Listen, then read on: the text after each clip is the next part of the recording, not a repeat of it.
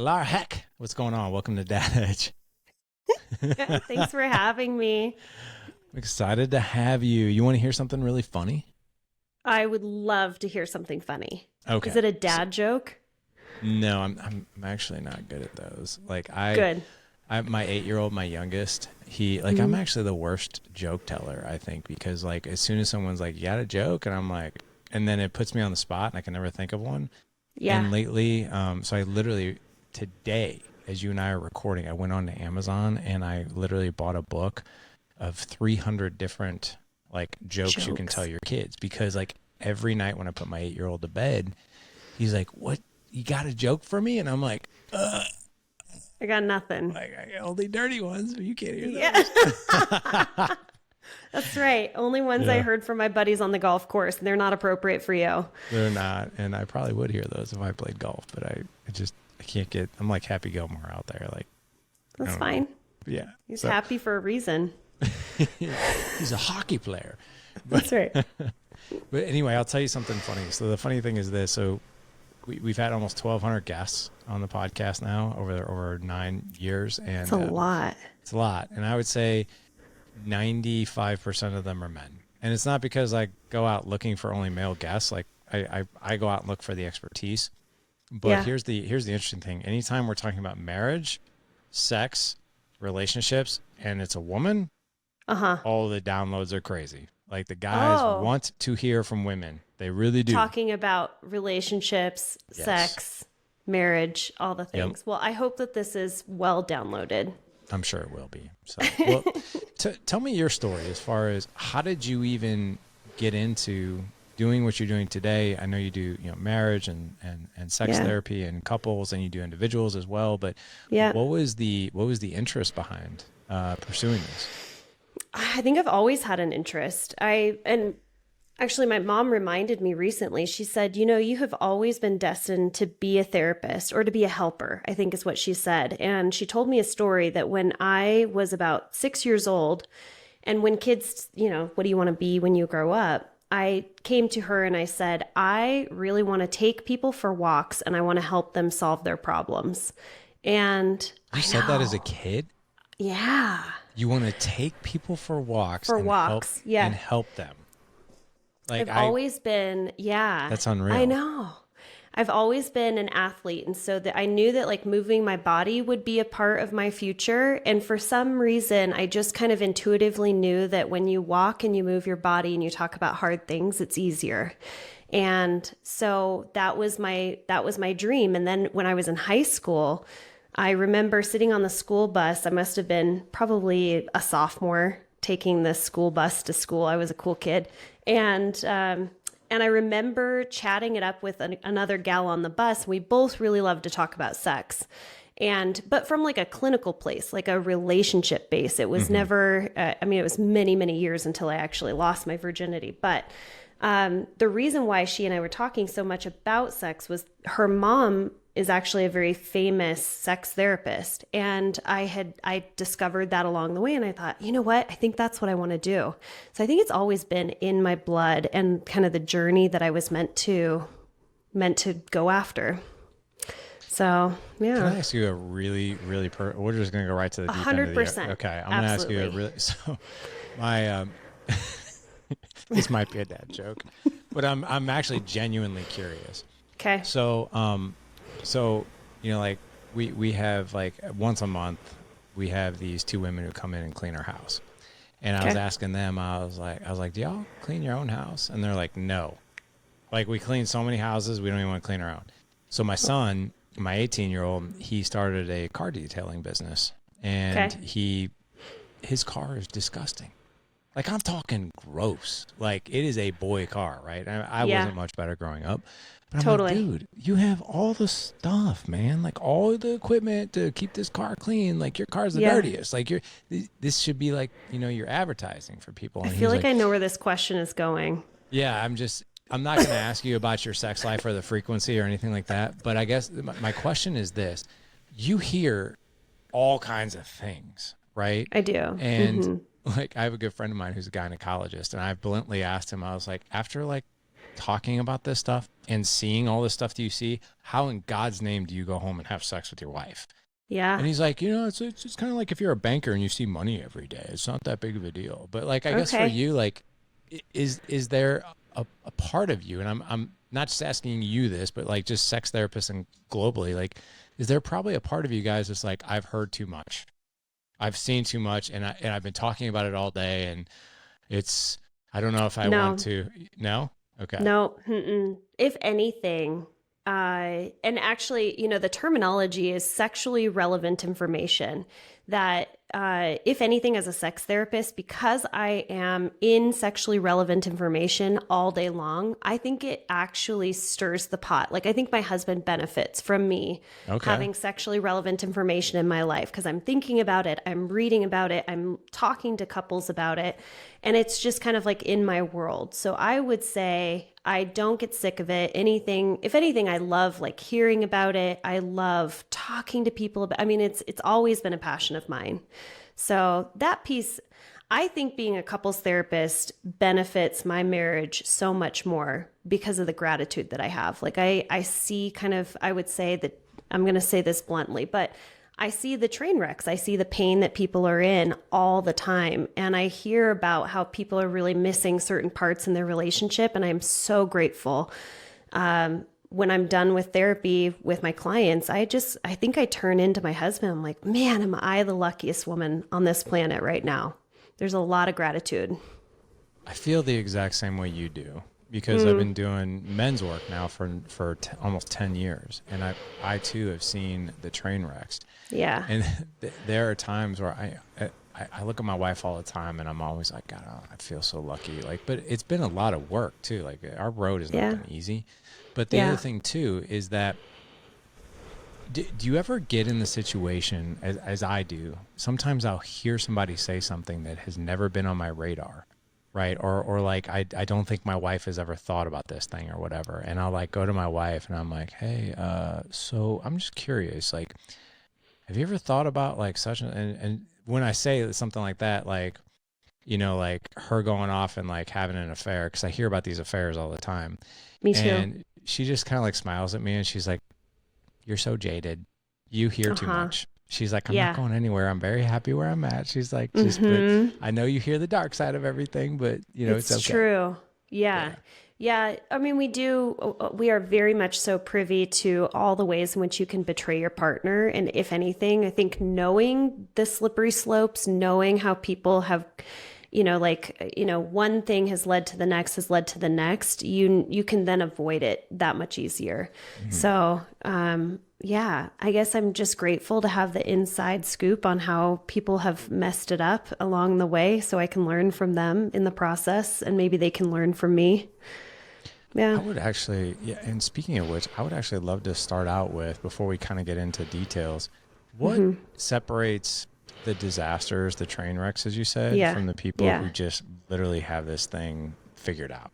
They've got it figured out. Well, okay. So, I mean, I will answer this from a research standpoint, not from Laura Heck's opinion, but I'll answer it from the place of, this is my training. The training comes from research. The research comes from the godfather of couples therapy, who did all of this amazing research on couples and continues to do it. So it's 40 years worth of taking a look at folks who, like we said, are kind of like screwing it up, the disasters of relationships where relationships and marriages have dissolved, from ones where they're really successful and people are ultimately quite happy in their relationships. The disasters are, they have 4 behaviors that are very consistent across the board. So one is contempt, and contempt is a place. Is this Gottman, right? Yes. Okay. Yeah. Okay, got it. So this is Dr. Gottman's work and research. So if you haven't heard of it, John Gottman's a Seattle-based researcher and therapist. He's been around the block for a long time. At this point, I think he's even in his 80s, but he's been researching couples for a really long time. And he found that couples whose relationships eventually dissolve, and he was actually able to predict with about 90 to 94% accuracy, just by observing certain couples, whether or not their relationship would later dissolve. That's pretty solid accuracy. But then, if you're just observing a couple, what is it that's actually observable where you could say that relationship's going to fail? And what we know is that there's 4 specific behaviors that are present in those types of relationships that if they're left unattended to and they continue to be present in the relationship, they will erode away at the happiness and the satisfaction. So here's the 4 behaviors. 1 is contempt. And contempt is a place of almost like superiority. It's the way in which you think about your partner and you put yourself up on a higher plane. There's some kind of a hierarchy. You think you're smarter than your partner, you're better looking than your partner, you're more punctual, you're cleaner. And so contempt is a place, if you can hear my dogs, apologies. This is the Dad Edge podcast. Yeah. So the more chaos in the background, I can't even tell you how many times my kids have bombed my interviews and awesome. I just welcome it. Yeah. Yeah. Okay.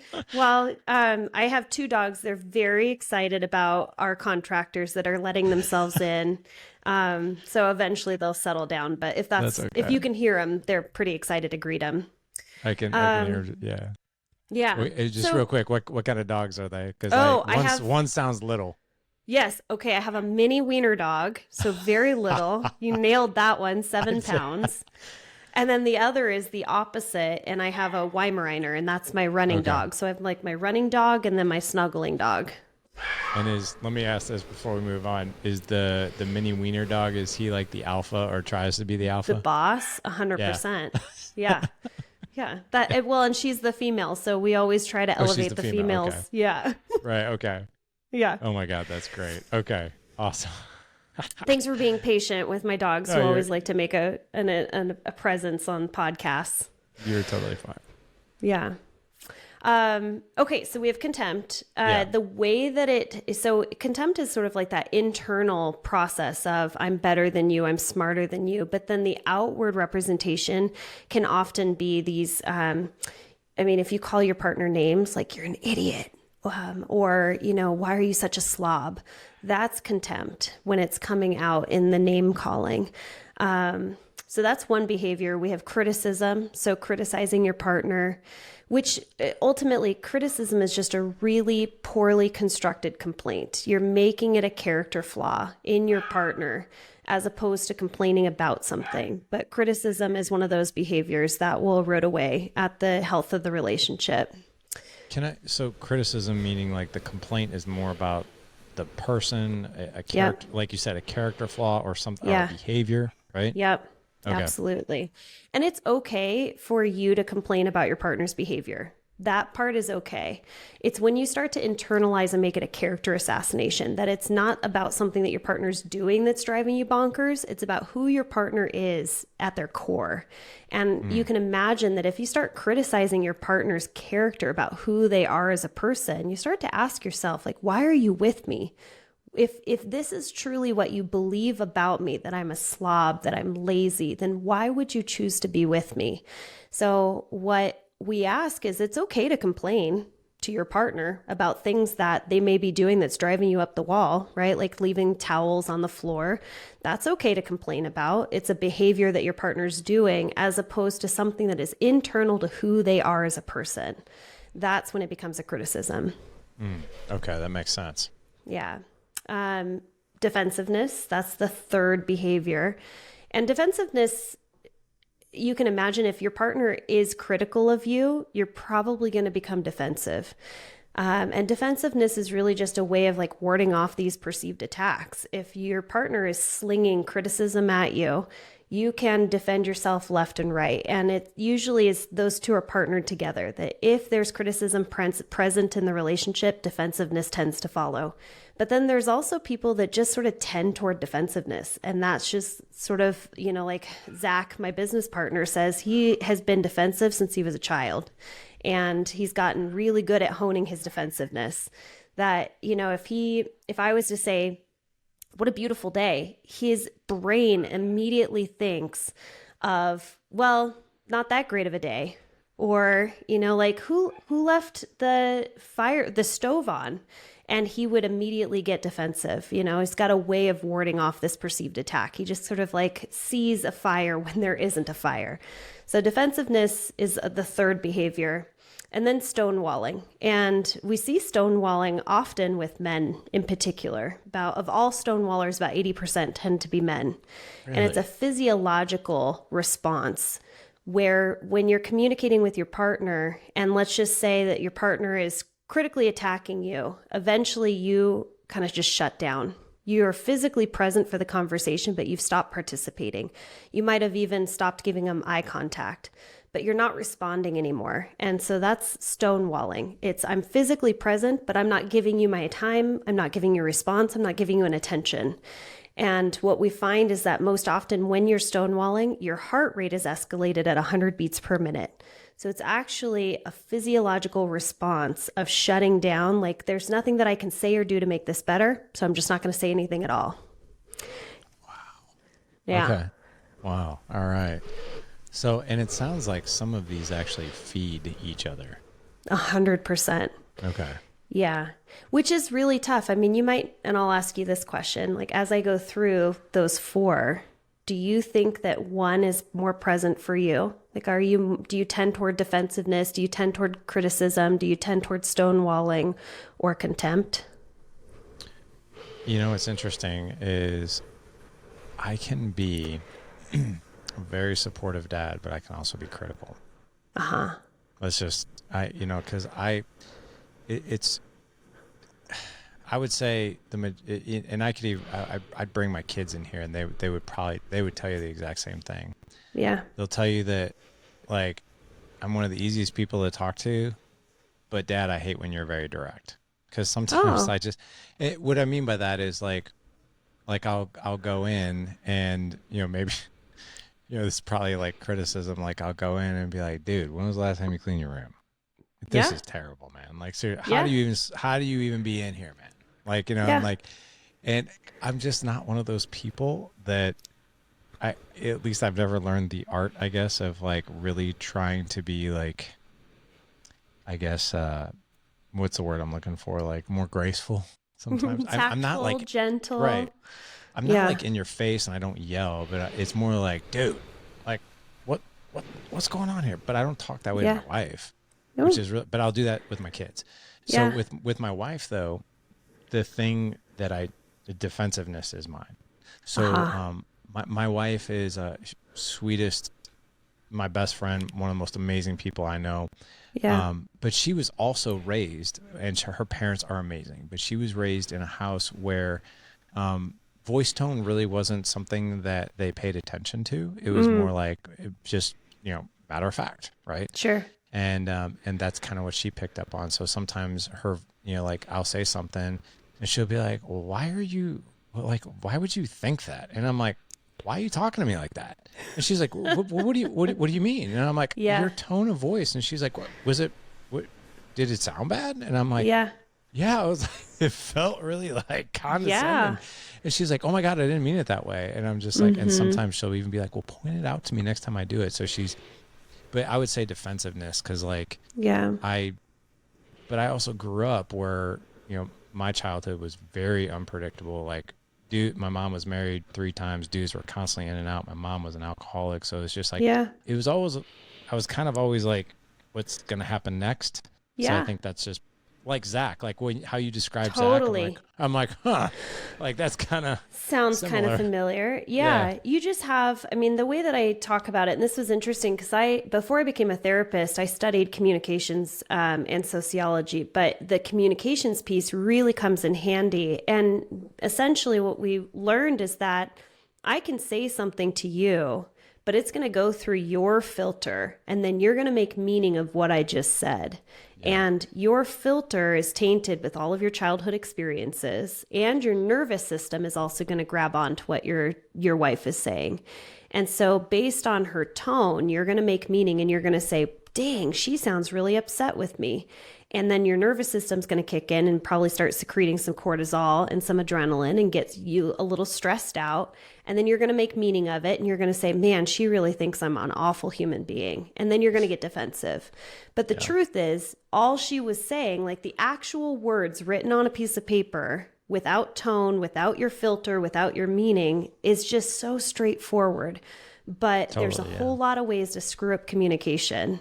And defensiveness is one of them. And part of it is probably the way she's saying it, but also part of it is the responsibility that you can take of, I have a filter, and the filter is making meaning based on my own history. And so that's part you can work on. I do need to work on that. Okay. Therapy for Larry today. That's right. So I'll be scheduling an appointment with you next week. Yeah.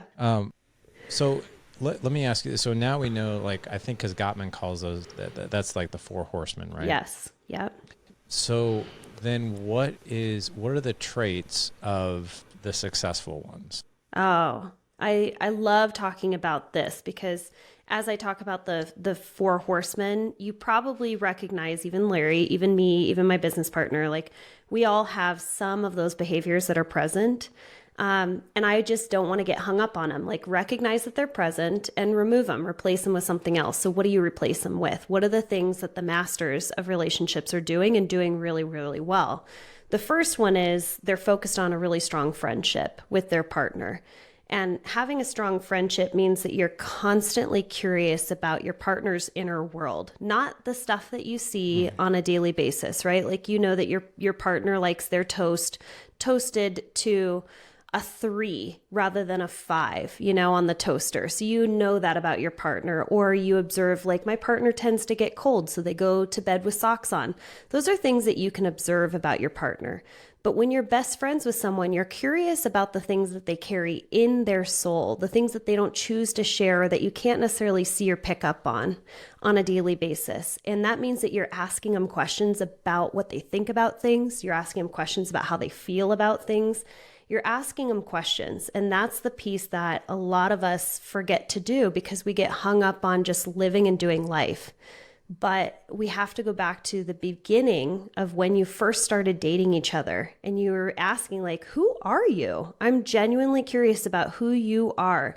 What do you think about these politics? How do you feel about this thing that's going on? So the masters are very curious about their partner and they stay curious and they continue to ask questions. That's one big piece. And that's a friendship piece. I love that. Yeah. One of the things that we tout in Dad Edge is go to conversations with her with appreciation and curiosity and ask her questions. Like, don't ever think for a minute that you know everything about her, because people 100%. evolve, change, grow over time. Yeah. It's really fascinating that you're talking about this friendship piece and being, like, really observant. So like for instance, and this sounds like selfish, right? But I don't mean to be selfish at times, like with it meaning like I'm not thinking about her, but like, so like today, like I actually just hired a coach myself. Cool. To just help me. Just every year I hire somebody to just help me with something. Yeah. And this coach is helping me just being a better man and husband and father, like those 3 things. Yeah. And one of the things that he talked about, he's like, dude, you have to be very observant. Like pick up on the things that she is saying, even if she's not hinting. And my wife's not a hinter either. So he's like, pick up on things that she's saying and doing, and do things. So like, for instance, we were watching the solar eclipse today. And we were sitting there. My 18-year-old had a half day of school. So it was the 3 of us out there. And as the sun was getting covered up, I was getting kind of cold. And I was like, I'm going to go in and get a jacket. And I noticed as I walked up, my wife was wearing a tank and she had goosebumps on her arms. Yeah.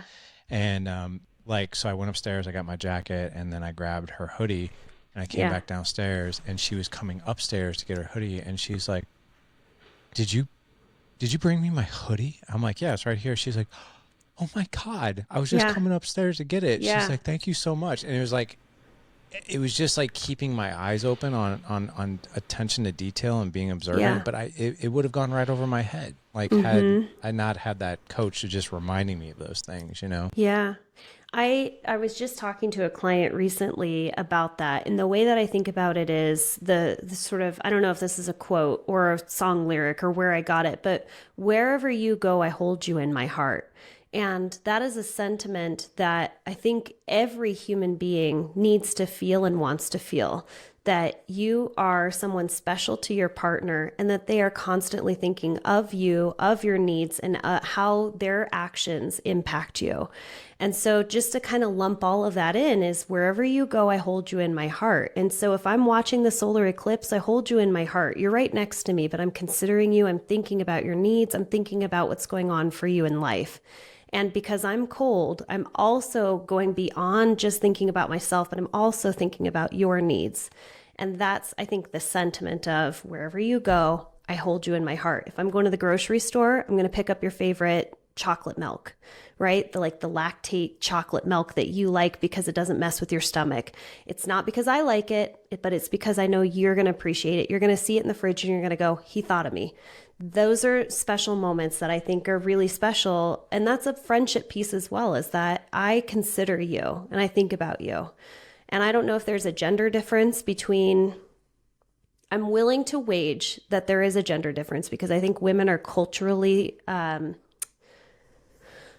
I think that we just are almost like culturally bred to think of others more often. But I think that we're moving, we're shifting, and especially, the men that you're talking to with the dad edge are learning to think of others and to go beyond just what their own thoughts and feelings and priorities are at to hold somebody else in their heart. Yeah, that's so good. And it's interesting because I don't think that I don't know, you would know better than I do, but do most married couples, do they view each other through the lens of like, hey, at the foundation of who we are as a couple, we're actually friends, right? Because like my kids and I and Jessica were having this conversation over dinner. They asked me like, who's your best friend? I said, your mom is. Yeah. And they're like, she can't be your best friend. She's your wife. I was like, well, she is. I was like, she's my best friend. She's the one I love spending the most time with. Yeah. Yeah. But yeah, the friendship piece, is that something that is overlooked a lot? 100%. Yeah. Okay. It was something that was ingrained in me, and I'm really grateful for this, that when I was a kid, I was always told, you marry your best friend. When you find someone that you want to be with and that somebody that lights you up and supports you and you just, it's just easy to spend time with them, you wrap them up and you never let go. And so I'm grateful that that was what I was taught, but I don't think that that's a common theme. And it certainly is not a common theme as you've been together. You might fall in love and be in limerence, and that person might be your best friend, but I think that you fall out of friendship very quickly in relationships. And that's something that I work with my couples on, is finding that friendship again and truly feeling like, I really like you. I adore you. Yeah. I think that who you are to your core is someone that I admire and I respect and adore. But that piece kind of falls out. Commitment and trust and love, that might be present, but the friendship piece, that crumbles over time. Interesting. Yeah. So friendship is definitely one of them. Is it like 4 and 4, like the 4 horsemen, and then there's 4 positive traits, or? No, if you're going to go with sort of Dr. Gottman's theory, his idea is that there's really 7 principles that make marriage work. And the first 3 is all about your friendship foundation. So the first 3 is about, I'm curious about you. I know everything about you. I ask questions. I never assume that I know what's going on in your heart and in your mind, but I stay curious about who you are. The second one is about continuing to kind of like bask in your partner's glory and stay in a mindset of, this person over here is on a pedestal. I adore you. I admire you. I find you to be the most lovely, delicious human being on this planet. And it's hard to do because we put our shit-colored glasses on all the time, and we see all the things all the flaws and all the things that our partner does to drive us nuts. But we have to really choose that positive mindset of, you are lovely. You are amazing. I adore who you are to your core.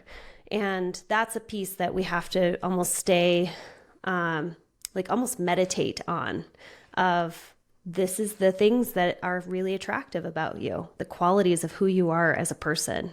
So that's the second piece. The third one is all about turning towards your partner and making sure that you are showing up for them, that when they reach for you, you are turning toward them with your attention, with your affection, and that you're paying attention. It's really easy to get in the grind and kind of the mindset of I'm doing what I'm doing. But when your partner's talking to you, physically turn your body toward them and give them your attention. Say, you're important to me and you're talking to me. I'm going to give you my eye contact and I'm going to respond to you. When your partner texts you, I'm going to respond back, even if it's I'm busy at the moment, I'm driving, I'll get back to this in a second. But it's making sure that your partner knows that they have your attention and that they can reach you, that you're accessible, essentially. So those are the 3 pieces of the friendship foundation. Do you want me to go through all 7? You want to hear all about the masters, what the masters are up to? I mean, I'm sure the audience is like, well, we don't want to leave out the other 4.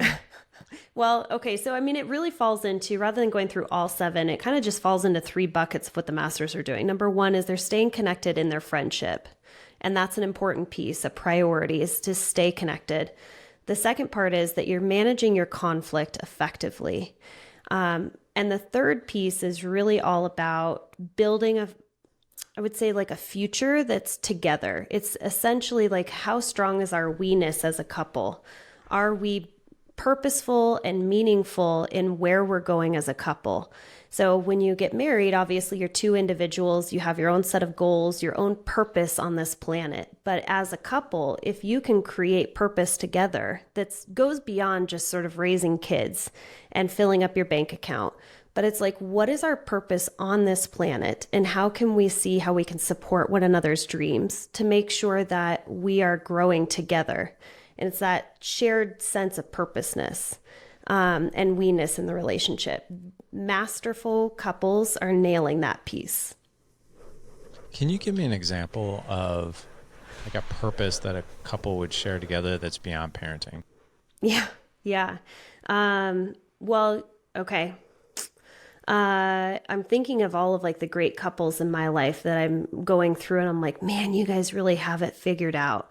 So, I have this couple friend. They're both chiropractors and they have a practice together. And every year they go away on a retreat and they go to a hotel for 2 days and they pull out their journal. And on the first day, all they do is review last year. And what they're doing is they're taking a look at what are all the goals that we set last year. And let's take a look at what we identified we were going to do in this year and how did we do? The second day of their retreat is all about setting goals for the future. And some of the goals that they have set is we really want to make sure that we are going to be, one, they wanted to run all of the masters. So the masters are all of these marathons. I think there's like 6 marathons. There's the Boston Marathon or the New York Marathon, the London Marathon. I'm going to screw those up. But their goal as a couple was to raise money for a certain charity and to run every single masters. And that's something that they're doing together. So every time they get out there to train, they're doing that together. And every time they're raising money, they're doing that together. And the organization that they're raising money for is something that they both believe in. And so that's just one example of what they set out to do every single year. And they have many, many other things that they do together. They're doing Doctors Beyond Borders, all of that cool stuff. But that goes beyond just raising the kids and having a chiropractic business together. It's something that they feel really combines their values and their life purposes together. So it sounds like couples who are relationship masters, what they do is they align a shared vision and purpose that goes beyond the normal run-of-the-mill, like just parenting and we're a married couple, something that's bigger than them, right? And something that they probably share a passion or a joy and they get to do it together. Absolutely. Awesome. Okay. Yeah. I will say that that's not always, I find that like a lot of couples have a hard time finding that shared passion or that shared mission. And I think that it's also okay if you were to just say, look, like my passion and my mission is different from yours, but I set out every single day to help you accomplish what you want to do on this planet. And I still think that you can come out on top feeling like a masterful couple and that you have each other's back and you're doing life together when you don't have a shared purpose or a mission, but you're supporting your partner's mission in whatever it might mean. and saying, if it's important to you, it's important to me. And this is also going to become a vision that I share with you. Do you think that most couples that run into issues actually, instead of aligning like, common ground, purpose and vision and things that are, bigger than them, they kind of tend to do like this, where they just start to kind of like lead their own individual lives and they don't come together? Yeah.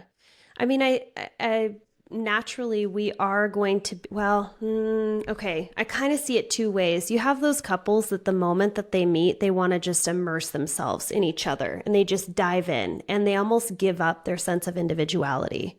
And those types of couples are individuals, right? Like they lose themselves in the relationship and they lose the sense of self.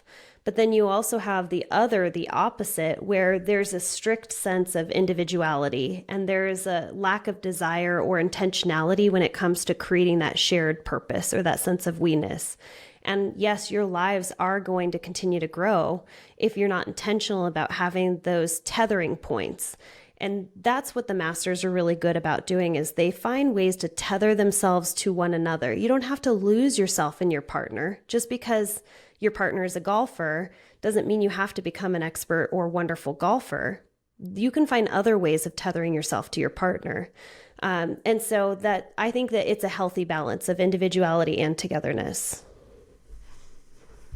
That's really cool. I like that a lot. What's interesting is that marriage seems, I remember we've been married 21 years this year. Congrats. And thank you. And, but the first half, was tough because everything that you're talking about, like we were doing the disaster part pretty well. Right. Yeah. And it wasn't until I started Dad Edge and I started learning the stuff and she started learning things. And as soon as we started like educating ourselves and growing together, things got tremendously better. Right. I mean, they really, really did. But why is it that you think, this is one thing that I've always been curious about, and I've never actually asked a therapist this question. Why is it in so many other areas of our lives, right? We take a proactive approach. Like nobody pulls into Valvoline and be like, when was the last time you had your oil changed? Oh, 75,000 miles ago. I don't even know why I still have an engine. It's been smoked. No one, well, some people I guess do, but like you don't start waiting until all your teeth completely rot out of your head to go to the dentist, like you have a toothache, be like, but we'll do this in relationships. We never, I don't know many people that take more of that proactive approach of like, hey, let's do work together, to make sure things are good. But why are people so reactionary? I think there's just an assumption that you're going to get it right, or that it's like on the job training, that you're going to sort it out and figure it out.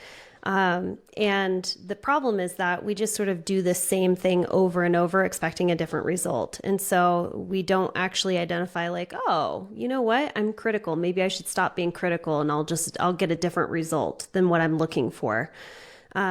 So I think a lot of people just have the assumption that they're going to get into a relationship and that it's going to work out, or that it should be easy, or the opposite. All relationships are meant to be hard. Like marriage is supposed to be hard. Marriage is supposed to be painful. Marriage is supposed to be giving up your dreams and your hopes and your monogamy, or I guess not monogamy, the opposite of monogamy. So I don't identify this way, that there's shame in seeking help, but I know that that is how a lot of people feel, that if they have to sort of like, drop their head in shame and say, this isn't going the way I planned, or I'm in so much pain, now I need to get help. I do find, the average is about 6 years that couples will wait in experiencing that from the first point of identifying that there's a problem, or that there's pain, or that something's not going well in a relationship. The average amount of time that a couple will wait before actually getting external help is 6 years, which is bonkers to me.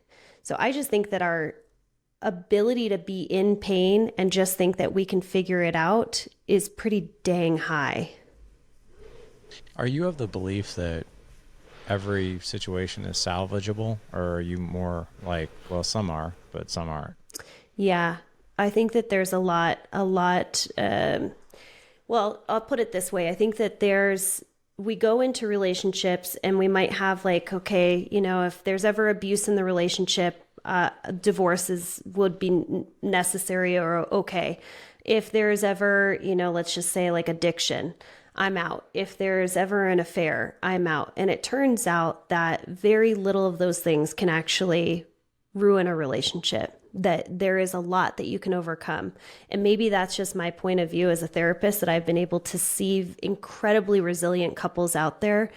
The one thing that I will tell you that I have seen that is not salvageable is the loss of a child.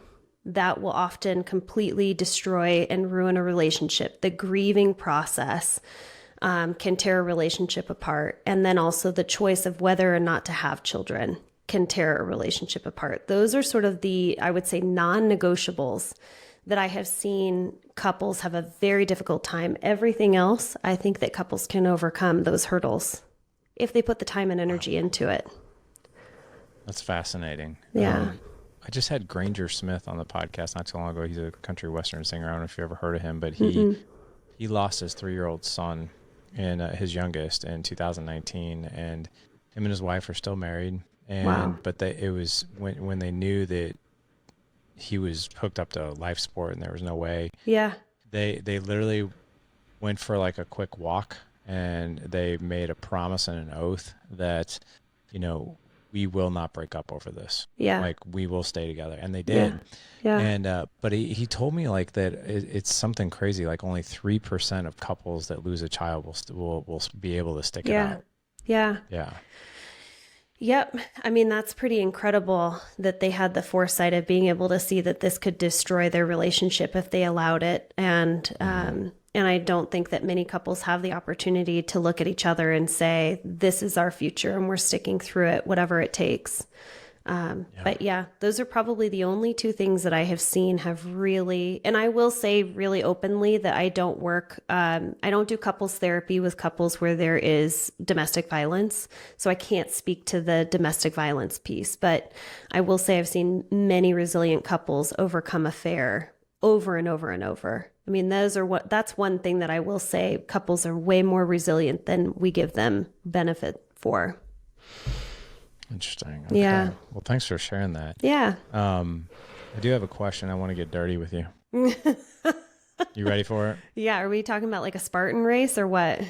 No, we're Dirty talking like about that? so when you scheduled this podcast, you said you left me with like really like thinking like, oh my gosh, what are these 5 dirty words? Yeah. And by the way, for you guys in the audience, Laura did not tell me this before we hit record. I don't know what she's going to tell me. I went and reviewed this before we jumped on it. I'm like, I'm dying to know what these 5 dirty words are. It's not as dirty as you think they are. I'm sure it's not, but these are 5 dirty words that pick fights in relationships. Yeah. So I'm keen to know these 5, man. Yeah. And I'm curious if you, as I share them with you, if you're like, oh man, I'm totally guilty of that. I think that the easiest one is always and never. So whenever you are trying to prove a point to someone and you're like, well, you know, like you're always leaving the house when I need to get stuff done and you're never helping me out around here. The truth is that nobody always or never does anything. That it's just factually incorrect. But the important part of that is that if your partner's using always or never, this is your clue that they're trying to get your attention. A superlative is just trying to get your attention. That's it. So if you hear always and never, if you're on the receiving side of always or never, suspend your defenses long enough to say to yourself, this must be really important to my partner because they're upping the ante. They're trying to get my attention. If they're not like your wife with like the ability to throw some special tone in there where you're like, this is getting my attention, but they're using the words always or never, just know that all they're trying to do is say, this is really important to me. I need you to pay attention. Okay. But if you use always and never, I recommend removing that from your language because all you're going to get is a defensive partner and it's just going to get you into a vicious cycle. So I would avoid using always or never. What about all the time? Does that fall into that category? Yes, it does. Nice try. Nice try. Yeah. But you know what? Like, if you notice that you're wanting to say always or never, just pause and say like, hey, I'm realizing right now that this is really important to me and that I really want you to take this seriously, or I really want you to hear that this is important to me. That's really what's at the heart of using a superlative. Okay. Awesome. All right. Yeah. Well, is that also called, is that globalizing, or do I have that wrong? Yeah, that can absolutely be globalizing. Totally. Okay. Yeah. I'm taking notes as you're talking. So, Good. okay. Always and never. Okay. What it. else? And by the way, are we down to the final 3, or is that just in one line there? We have 4 more. No. We have 4 more. This next one was, I was listening to Taylor Swift sing a song, Look What You Made Me Do. And it's very catchy and I love the song, but drives me nuts when people say, you made me X, Y, or Z. You made me feel this way. You made me respond in this way. And I just want for people to take some responsibility and just own your own actions. Your partner didn't make you do anything. And the way that I think about it is like, if your kid came in and said, hey, you know, the neighbor kid made me throw this rock through the neighbor's, window. Would you punish the neighbor kid, or would you hold your own kid who threw the rock responsible? So the way that I think about it is, if you find that you are saying like, oh, you made me feel X, Y, or Z, I just need you to take responsibility for how you're feeling, and that your partner might have had an action, like they might have done something, but you ultimately behaved in a certain way. That was your choice. And your partner doesn't own your feelings. You own your own feelings. So I would say, let's get rid of the phrase, you made me. Can we, so I have a question for clarity on this one. Okay. Which, by the way, 100% agree with that one. But there's like a little like subset of this one, which is like, when you do this, that makes me feel this. So it's not like the you thing, but it's like the that thing. It's like this, I think you know where I'm going. So like, yeah. Or is it better to say like, when you do this thing, I feel this way? 100%. Okay. The latter. Yep. So really all I'm doing is I'm trying to identify, here's 5 dirty words that if you want to stir up and completely set the relationship and the conversation on fire, go ahead, use these 5 words. But if you want to tread lightly and gently, then just try and do something different. The idea here is that anytime you lead with you and you start blaming your partner for something, you're not talking about yourself any longer. And when you said, when you do this, I feel lonely, I feel disconnected, I feel blah, blah, blah. Now you're taking responsibility for how you feel and you're talking about yourself. It's very difficult for a conversation to, take a wrong turn when you're taking ownership for your own thoughts and feelings and telling your partner how you feel. It's very hard to argue against your partner. So I would stick with I statements, get rid of the you made me feel. Instead, you can replace it with I feel this way when this happens. Got it. Okay. Perfect. Okay. All right. Good clarification. How about you should? Do you ever find yourself shoulding on your partner? Taking big steaming piles of should all over people. Yeah. Yeah. 100%. I mean, I get paid to give advice all day long. And so it's very difficult for me not to should all over my husband or to should on my mom. My mom gets a lot of unsolicited advice that she never asked for. So I would say if you want to set a relationship or a conversation on fire, just should all over them. You should do this. You should consider this. Yeah. My mother-in-law thinks she's very sneaky when she phrases it, have you considered? And I'm like, that's the same thing. Have you considered is exactly the same as saying you should. So a question about that. I mean, because I think this obviously goes within marriage, right? But I think a lot of us have a tendency. I have a tendency to want to be like, especially with my kids, like, because it really boils down to the fact that you don't want to see them in pain. You don't want to see them fail. And like, you want them to recover. And it's probably a guy thing too. So you want to fix things. It's like, totally. Hey, you should do this, or you should do that. Or like, you should, I know you want to go to state for wrestling next year. We should hire you a coach, or you should go see a one-on-one coach, or that kind of thing. But so how do we reframe the shoulding thing, because I think in some contexts, right? Like in some contexts we're trying to say these things out of our heart because we love the other person. Yeah. And then there are times too, like where it's more contempt, right? Like we're just being like, we should have done this, right? Yeah. So what's the way around that? Well, the way around it, I would say, is that we jump too often to assuming that we know the answer. And so one, I would say try and understand whoever you're talking to a little bit better. So like we're jumping to try and solve the problem when we don't even know the full story. And so I would say pause long enough to say, okay, maybe I don't know everything. The other piece is you can ask if they would like some support or advice. And I would, anytime, if I was to just pause and say, man, I've got so many ideas. How are you feeling if I like maybe give you some advice, or are you up for some of my suggestions? So I just ask the person, because if they don't want to hear your support or advice, what they're going to hear instead is, I'm not smart enough to come up with this on my own. Or like you said, contempt. You're sitting there thinking I'm smarter than you. Let me just give you some advice or some support. When in your heart, maybe you really just love this person. You want to solve their problem, take away their pain. But I would say, number one, ask for more information. And number two, ask if you can offer some advice. Hey, you know. Super helpful. Yeah. Super helpful. Yeah. Okay. So we've got always and never. You made me. You should. How about just the word why? Why did you do that? Why? Yeah. Why is interesting, because you're literally asking for your partner to defend themselves. And that's just, I mean, we're trying to get away from defensiveness in the first place. So I would just say, get away from why. Instead, be curious. What's that all about? Yeah. You know, tell me more. Yeah. What's that all about? Tell me more. It's funny you mentioned that, because like we train our guys with that one in particular. Yeah. With wives and kids. And we're like, take why out of, replace the 3-letter word with 3 words. Instead of why, tell me more. Yeah. You know, or what was the other one you said? Just tell me more. Help me understand. Help me understand.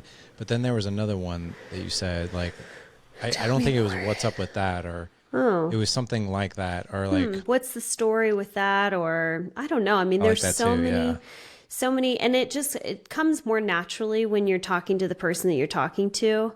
But I would just say, even if these words come out of your mouth and immediately you want to have like a facepalm moment where you're just like, dang it, I know I'm not supposed to say that. Back up and say, I'm sorry. You know, I know I'm not supposed to ask why. I'm just really curious. Can you tell me more about that? So come from a place of curiosity rather than a place where they feel like they have to defend themselves. They're already in a defensive place if you're saying why. Basically saying like, prove it. Tell me why. Mm-hmm. And that's not going to go over well.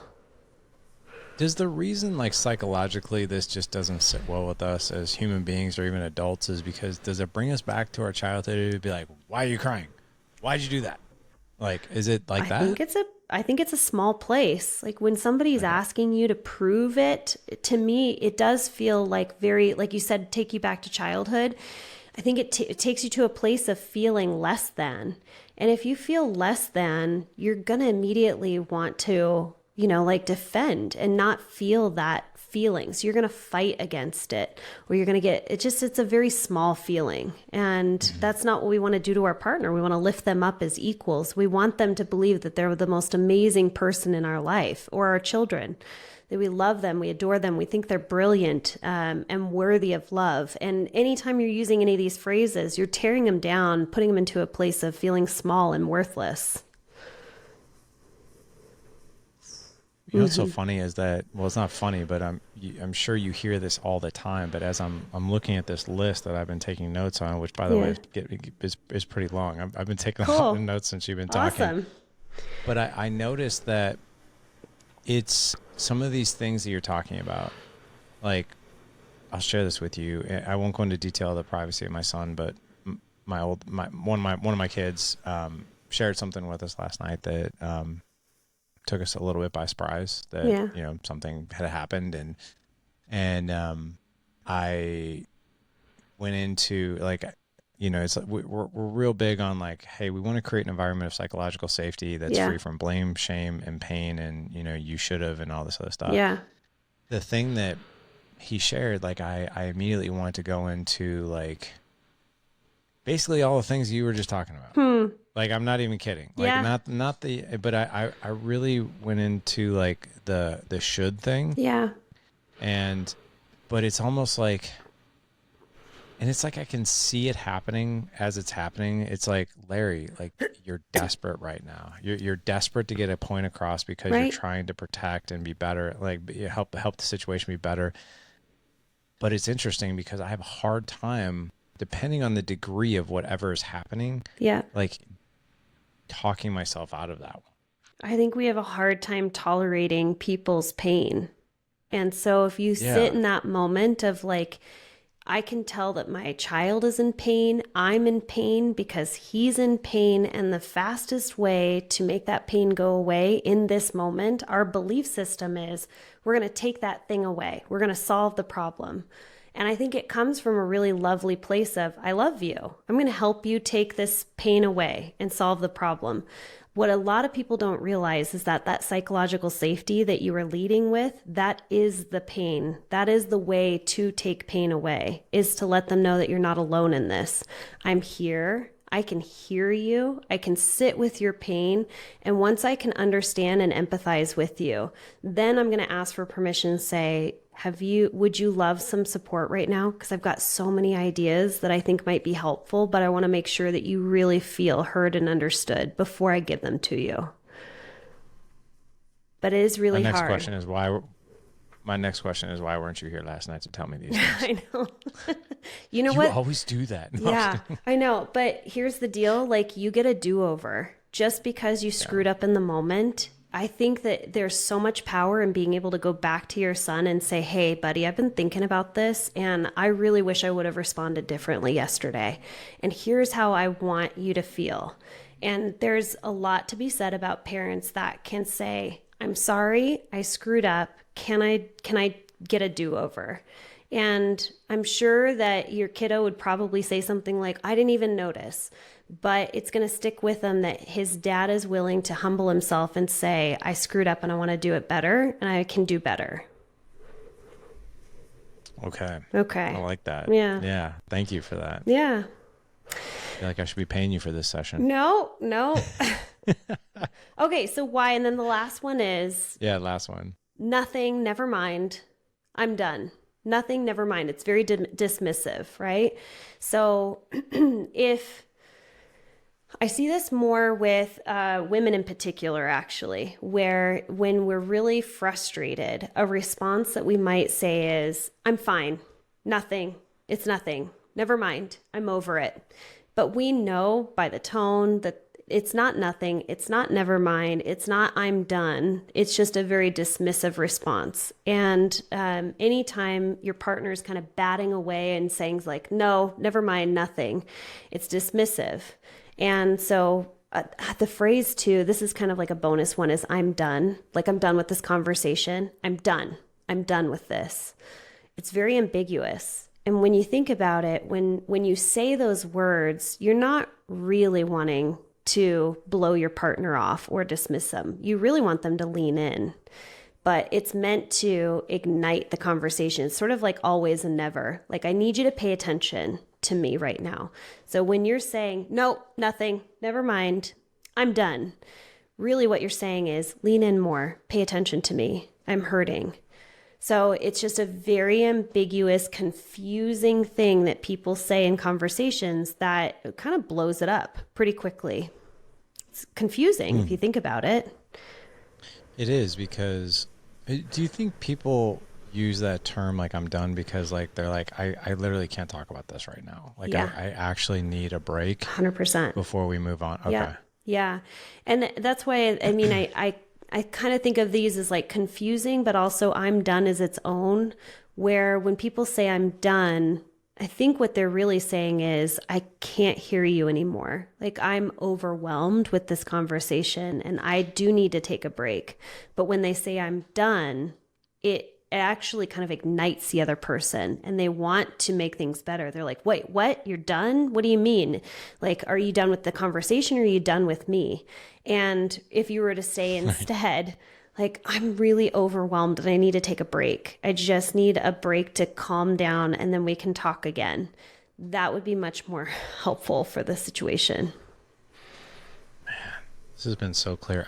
I think that, I mean, can you imagine just some of the problems that would be maybe avoided or at least understood before you get married if couples were to go through, and I'm pointing at this list that I created here of all the things that we talked about, because like these, you know, I remember being a newlywed, you walk down the aisle, you say, I do. Everybody's like, oh, best time of your life. Don't worry, you'll figure it out. And like, I would have loved to have, as I'm sure a lot of people would be like, oh, just give me this list of these 15 things that we talked about today. Yeah. I think it's helpful. And you don't, I mean, if you're hearing this and you're like, man, this would be so great if I could just make like a list with my partner of how do we fight fair? And you're going to come up with your own phrases and your own words because, I mean, these are pretty universal that we know really do activate conversations or derail them pretty quickly. But there's words and phrases, like you said, like you have your own filter, Larry. And so there's certain things that your wife might say or do that goes through your filter and it just sort of blows things up. I think it'd be really helpful if couples sat down and just said, hey, we've been together for 15 years. Can we just make a list of the things that we're going to agree to abide by? And here's 5 that I heard on this podcast, but what are some of the other things? And it might be things like when we get in a fight or an argument, you don't get in the car and drive away. That's something that I need you to abide by because when you do that, I feel when you do this action, I feel really lonely and it's very activating for me from my childhood. And I would love it that if you need to take a break that you just go to another room or you go for a walk and come back, but please don't leave in the car. But it would be really helpful for couples to just say, these are the things that we are agreeing to abide by. We're not going to name call. We're not going to yell at each other. We're not going to throw objects when we get upset. And just agree that these are the things that we're going to do. And it's helpful after being together for a while because you know what's activating for your relationship and for each of you.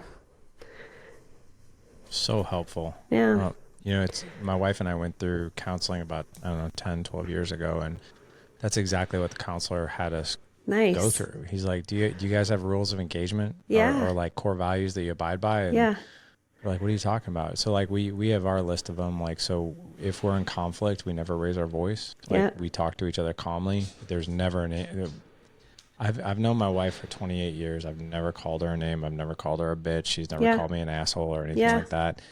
You know, we talk, we also say like, if now is not the time to talk about something, we agree to give each other space, but we're also agreeing that you come back. Totally.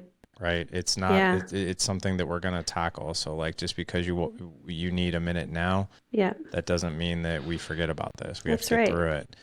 So yeah, I love those rules of engagement because, I mean, think about it. You imagine what the highways would be like if there were no driving laws or boundaries. It's chaos. It'd be a mess. The wild, wild west. Right. Yeah. Exactly.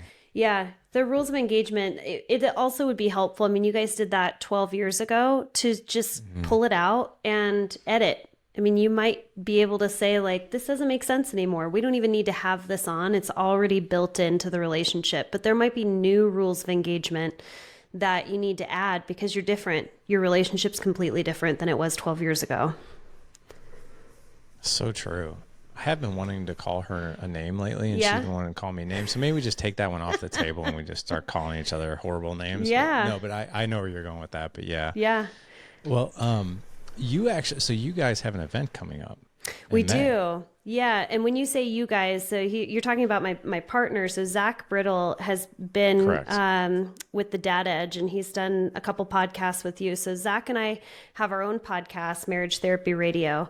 We're both therapists. And then we also really enjoy teaching together. So we have a weekend intensive that's coming up. I think it's May 17th and 18th. It's virtual, so you can join from anywhere. And it's a cool. Friday evening. The whole first Friday, the first day that we're together, we spend really building the relationship up. So I talked about that friendship foundation, and the whole first day we just spend lifting the relationship up, putting lots of deposits in, having you connect. It's a Friday night, so it feels more like a date night where you get to spend, just feeling good, going to bed feeling connected. And then the next day we work really hard on a lot of the skills that we talked about today, which is all about communication and conflict management.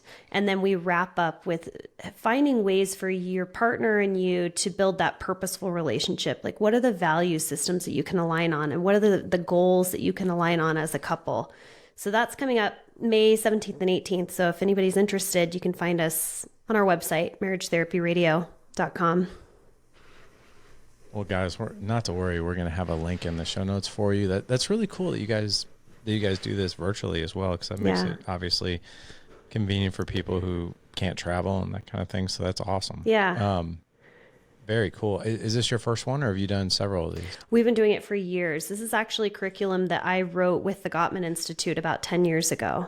So I wrote the workbook for the Gottman Institute and developed it for them. And then Zach and I have been doing this workshop for the last 10 years. Wow, that's awesome. Yeah. Well, this is what the world needs. So guys, if you are keen on working with Laura and working with Zach, and you want to attend this virtual program that they have, we'll have a link for you in the show notes. If you just head on over to the dadedge.com/Friday 153 for this show. Again, the dadedge.com/Friday 153 for this show. Laura, I could talk to you all day. This is so helpful. And I wish I would have talked to you 21 years ago when I first got married, because would have probably saved me a lot of frustration, as well as my wife too. So, but you guys are doing such great work in the world, and thank you for coming on today. Thank you. Thanks for having me. Yeah, you bet. And good luck with your triathlons and your super small dog and your large dog that runs with you. So Thank you. Appreciate that. Yeah, you bet.